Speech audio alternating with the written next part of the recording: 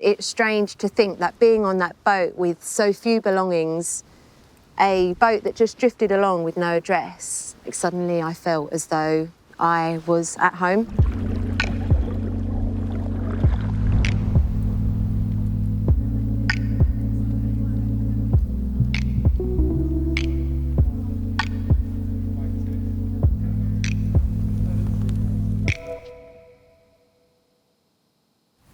As a child, I was a dancer. The ocean definitely wasn't in my life. I spent all of my spare time in the dance studio. And by the time I got to the age of 16, I realised that becoming a professional dancer wasn't going to become a reality. So that's when I set my heart on owning my very own beauty salon. Age 24, I pick up the keys and that's it. I'm the owner of a beauty salon. It was really busy and I earn so much money. I spent it on gadgets and gizmos. And then when I was approaching 30, I started to panic. I had realised that my beauty salon wasn't making me happy anymore. It wasn't fulfilling my soul. Went to the salon, changed the locks, put a sign on the door. We were no longer open for business. Then a few months passed and I was running out of money. I'd lost my purpose. I'd lost my identity. Then came the day that I couldn't pay my rent, so I became homeless. I had a van and I decided that I was going to stay in that.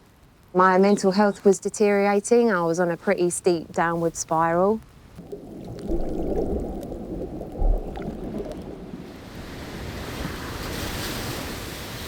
I see an event and it's to row 1,800 miles around the coast of Great Britain. I think to myself, this is absolutely perfect. This ticks so many boxes because not only do I get to try ocean rowing, I get to see this gorgeous country, I also am going to get myself out of this sticky situation.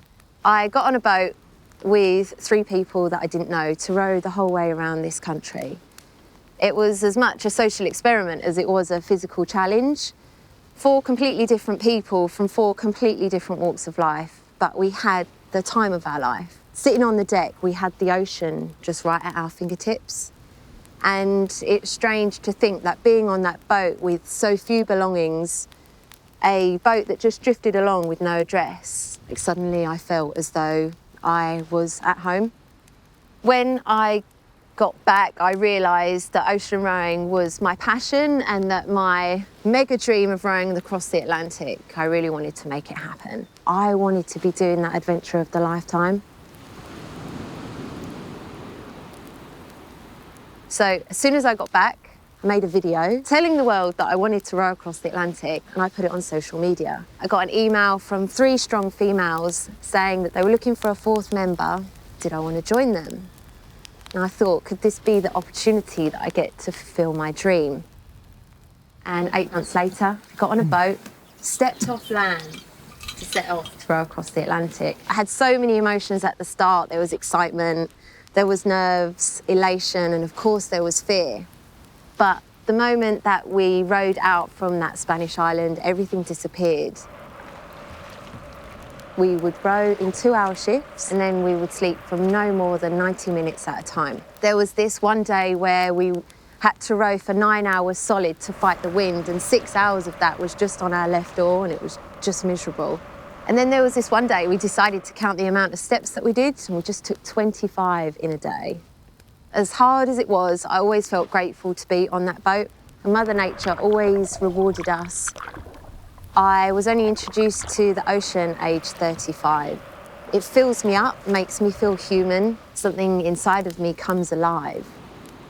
I'm going to attempt to break a world record for the fastest female team to row across the Pacific from San Francisco to Hawaii in 2020. I know it's going to be the toughest challenge I've ever done, but I also know I'm going to have the best time because out there on the ocean is where I am the happiest.